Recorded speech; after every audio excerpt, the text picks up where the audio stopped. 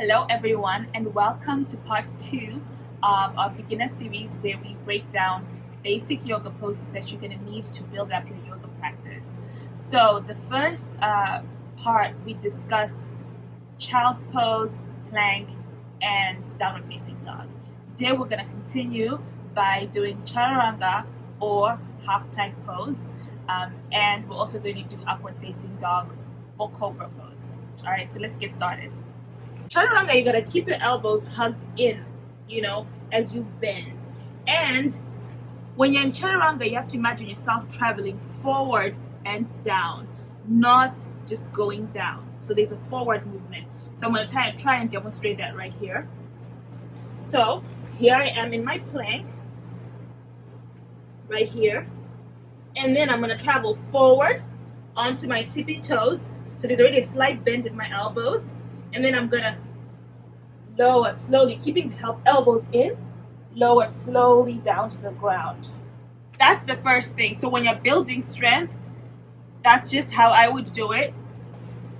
From your plank, every time they say chaturanga or half plank, you just lower yourself all the way down to the mat slowly. Shift forward, elbows hugged in, lower. So let's say you're all the way down to the ground, your hands are right here at the beginning of your rib cage. You flip your toes because you're in plank like this. You flip your toes. So the tops of your feet are now down on the mat. Then you're going to lift up your shoulders back and down, squeezing your shoulder blades together. You're going to lift up and back and then lower.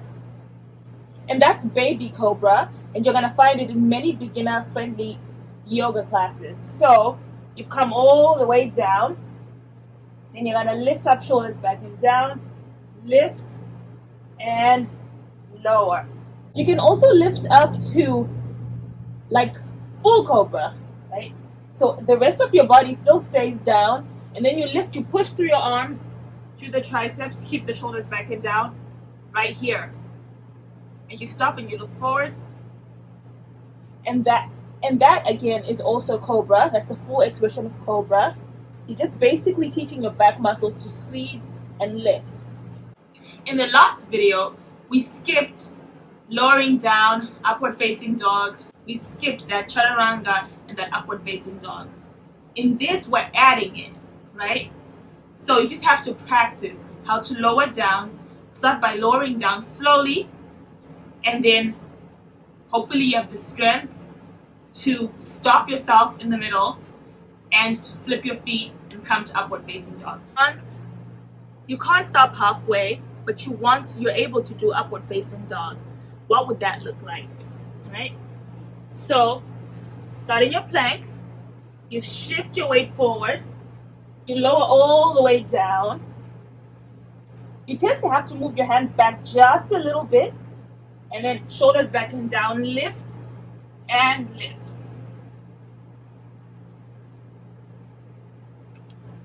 So what does the full expression, the full vinyasa flow look like? Okay, so we start off in our plank, right here. Hands back a little. Wrist under shoulders.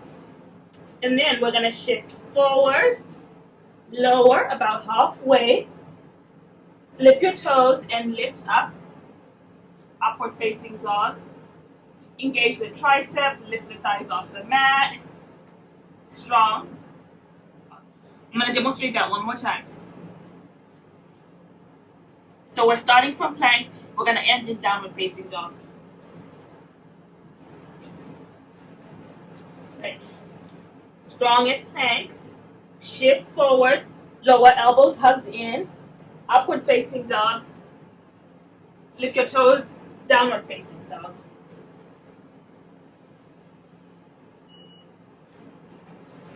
If you're finding it really, really, really hard to stay with your abs squeezed, keeping that straight line as you lower yourself down, work on the plank some more. The plank is a very strong foundation for tricep strength, and the downward facing dog will also build that tricep strength.